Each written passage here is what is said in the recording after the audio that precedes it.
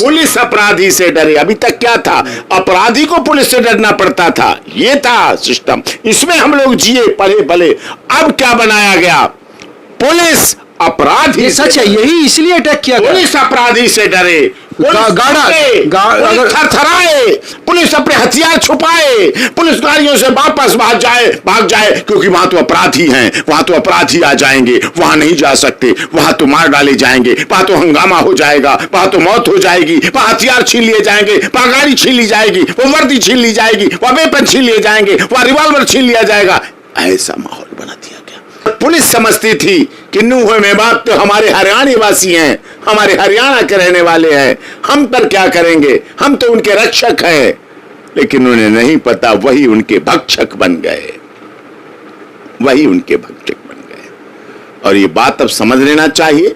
ऐसे देश में बहुत से स्थान बनाए जाने चाहिए, टारगेट किए जाने चाहिए लॉ एंड ऑर्डर मेकिंग संस्थाओं को, गृह मंत्रालय को और राज्य की पुलिस व्यवस्था को ये करने चाहिए जिससे कि ये सब हो सके, पता चले। क्योंकि ये जो हो रहा है उससे मैसेज पूरे देश के लिए गलत जाता है। पुलिस पार्टी पर हमला, पुलिस पार्टी के लोगों की मौत, ये सवाल है। इसका मतलब आपकी दुश्मनी नहीं थी किसी व्यक्ति से, क्या मतलब आप सरकारी सिस्टम के खिलाफ थे, सरकार के खिलाफ थे, लॉ एंड ऑर्डर के खिलाफ थे। इसका मतलब आप अपनी बुलंदी को ऐसा दिखाना चाहते हैं जो कि बहुत घातक है, जो कि बहुत गलत है, जो कि बहुत निंदनीय है। और पुलिस को यह पता नहीं था कि इतनी बड़ी संख्या में भीड़ आ जाएगी, इतने ऑर्गेनाइज तरीके से अटैक होगा कि 700 पुलिसकर्मी भी अनसफिशिएंट बचे। अब 700 पुलिसकर्मी और क्या करें, इससे अधिक क्या पुलिस वाले हों।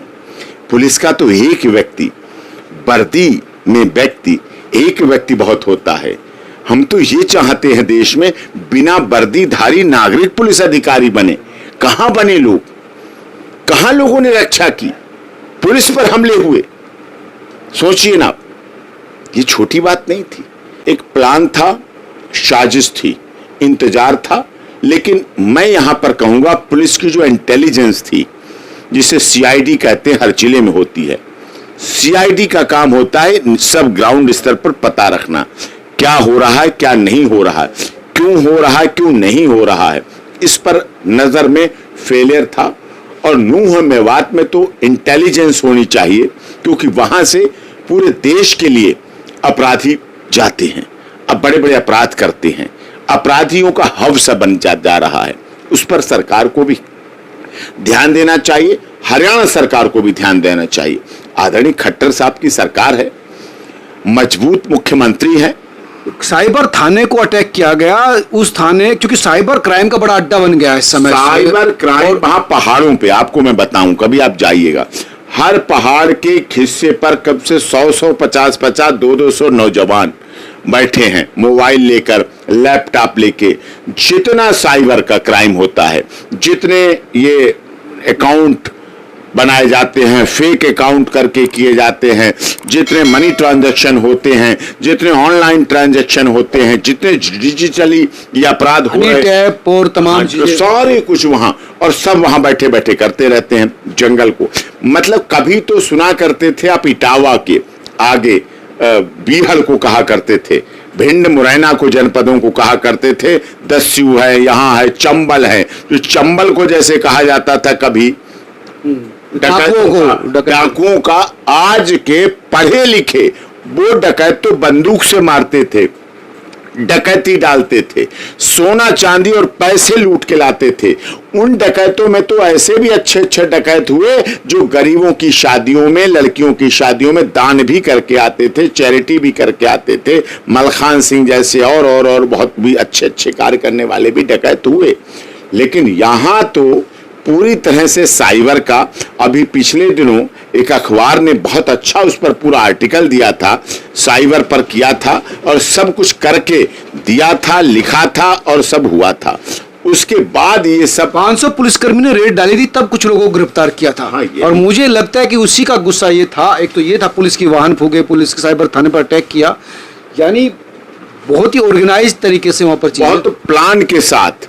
उनके पास हथियार थे, आप क्यों नहीं पता कर पाए? आपको किसने रोका था? आप क्यों नहीं घरों में सर्च कर पाए?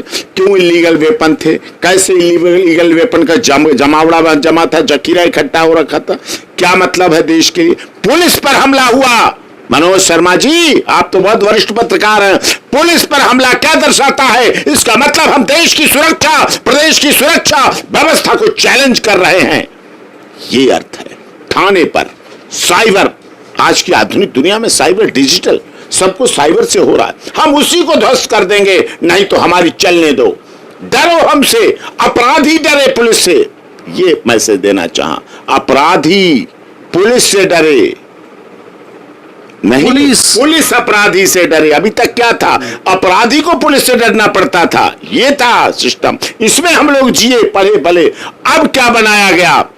पुलिस अपराधी, सच है, यही इसलिए अटैक किया गया। पुलिस अपराधी से डरे, पुलिस थरथराए, पुलिस अपने हथियार छुपाए, पुलिस गाड़ियों से वापस भाग जाए, क्योंकि वहां तो अपराधी हैं, वहां तो अपराधी आ जाएंगे, वहां नहीं जा सकते, वहां तो मार डाले जाएंगे, वहां तो हंगामा हो जाएगा, वहां तो मौत हो जाएगी, वहां हथियार छीन लिए जाएंगे, वहां गाड़ी छीन ली जाएगी, वो वर्दी छीन ली जाएगी, वहां वेपन छीन लिए जाएंगे, वहां रिवॉल्वर छीन लिया जाएगा।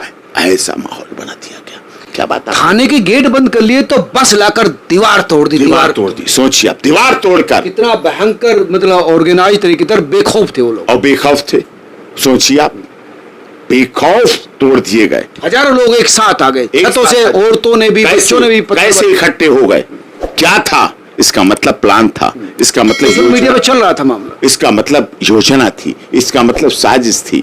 तो आजकल सोशल मीडिया तो साइबर क्राइम से जुड़ा हुआ मामला, उन्हें तो पता रखना पड़ता है, उन्हें तो पता होना चाहिए, उन्हें तो जानकारी होनी चाहिए। बिना जानकारी आप कैसे कर लेते हैं?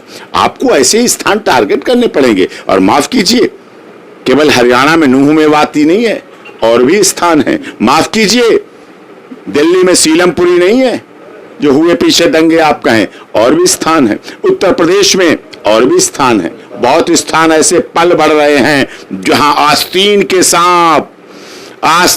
सांप यही आस्तीन में बने रहते हैं और डंक मारने के लिए आपको तैयार रहते हैं। पूरा सिस्टम को खत्म करने जा रहे हैं। आपको डर नहीं लगा? आपको थाने से डर नहीं लगा?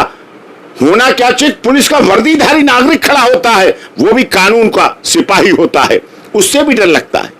लेकिन आप पूरे थाने पे हमला हो रहा है, दरवाजा बंद कर रहे हैं। वो अपनी जान बचाने के लिए दरवाजा बंद किया उन्होंने कि मत आओ।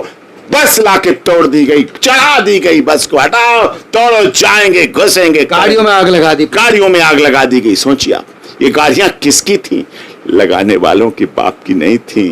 ये हरियाणा के हर गरीब, दलित, शोषित, पीड़ित, मजदूर, मजलूम लोगों के पैसों का, अपनी व्यवस्था के लिए, लॉ एंड ऑर्डर के लिए, सिस्टम के लिए, कानून के लिए, कानून व सम्मान के लिए लोगों का पैसा लगा हुआ था। और उसको जला देना, आग लगा देना, जिंदा जलाने का प्रयास करना, हत्या करना, वर्दीधारी लोगों की हत्या करना, मौत होना।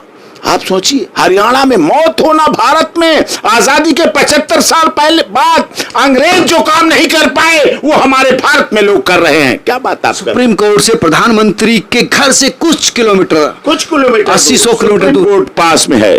और मणिपुर चल रहा था अभी, सुप्रीम कोर्ट में मणिपुर पर सुनवाई चल रही थी कि लोगों ने लोगों के साथ क्या किया।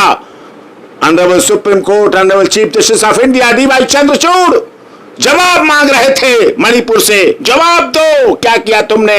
और इधर जवाब हो गया कि हरियाणा सरकार जवाब दे। क्यों नहीं तुम इन पर रुकावट कर पाए? क्यों नहीं इनको रोक पाए? क्या सीआईडी का फ्लेयर था? कैसे इकट्ठे लोग होते चले गए? अगर वहां से गोलियां चलने लगती तो ह्यूमन राइट्स कमीशन के लिए लोग आ जाते, मानवाधिकार की मांग। मार दिए, पुलिस ने लोगों को मार दिया।